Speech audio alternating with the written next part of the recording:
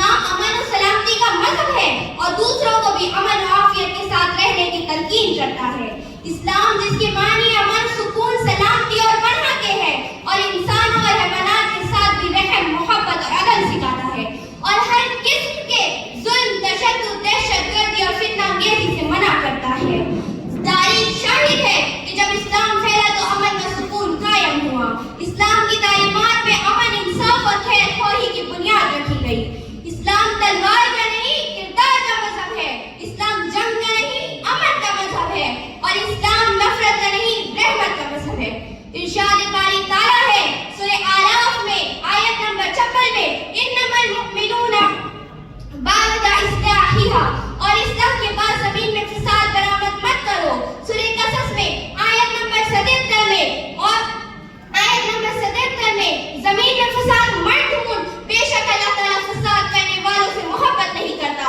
احادیث میں بھی زمین پہ امن و امان برقرار رکھنے کے سلسلے میں متعدد ہدایات موجود ہیں۔ ترمذی میں حدیث ہے، حضرت ابو ہریرہ رضی اللہ تعالیٰ عنہ روایت کرتے ہیں کہ رسول اللہ صلی اللہ علیہ وسلم نے فرمایا، مسلمان وہ ہے جس کی ہاتھ اور زبان سے دوسرے مسلمان محفوظ رہے اور مومن وہ ہے جس سے لوگوں کی جان و مال کو کوئی خطرہ نہ ہو۔ بخاری میں حدیث ہے، نبی کریم صلی اللہ علیہ وسلم نے فرمایا، جو لوگوں پر رحم نہیں کرتا اللہ تعالیٰ اس پر رحم نہیں کرتا۔ اسلام میں امن ایک بہت بڑی نعمت ہے۔ قرآن نے بھی اس کو عطیہ الہی کے طور پر ذکر کیا ہے۔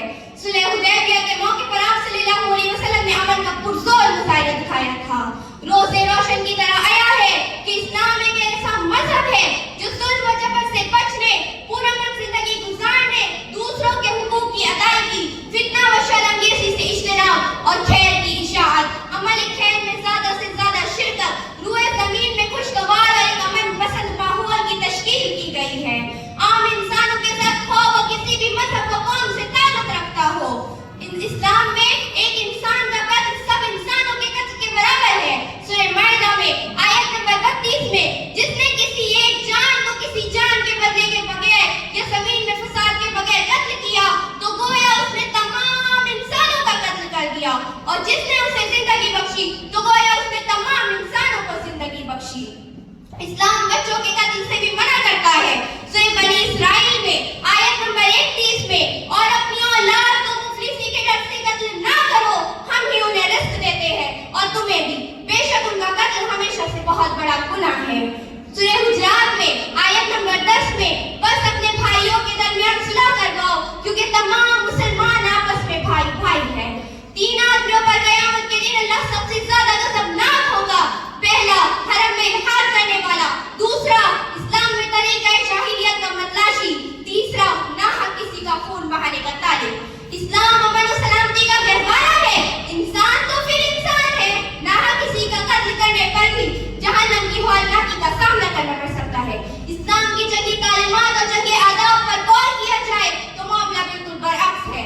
جنگی قیدیوں کے ساتھ حسن سلوک کرنے میں بھی اسلام اپنی مثال آپ ہے۔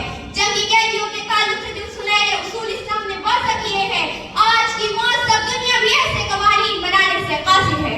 اسلام ایک ایسا مذہب ہے جو ہر ایک کو جینے کا حق دیتا ہے، نہ ہی کسی کو زبردستی اسلام میں داخل کرتا ہے اور نہ ہی یہ کہ جو اسلام قبول نہیں کرتا اسے قتل کر دیا جائے۔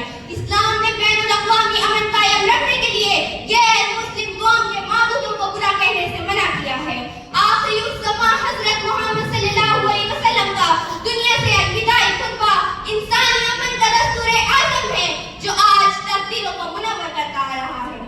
یہ دین مصطفیٰ ہے، پیام امن لایا، یہ دین مصطفیٰ ہے، پیام امن لایا، دلوں کو جوڑ کر اس نے خدا سے ملایا، نہ ظلم اس کی وراثت نہ جنگ اس کی پہچان، یہی ہے وہ حقیقت، یہی ہے میرا ایمان۔ وآخر الدعوانا الحمدللہ رب العالمین، جزاک اللہ خیرا۔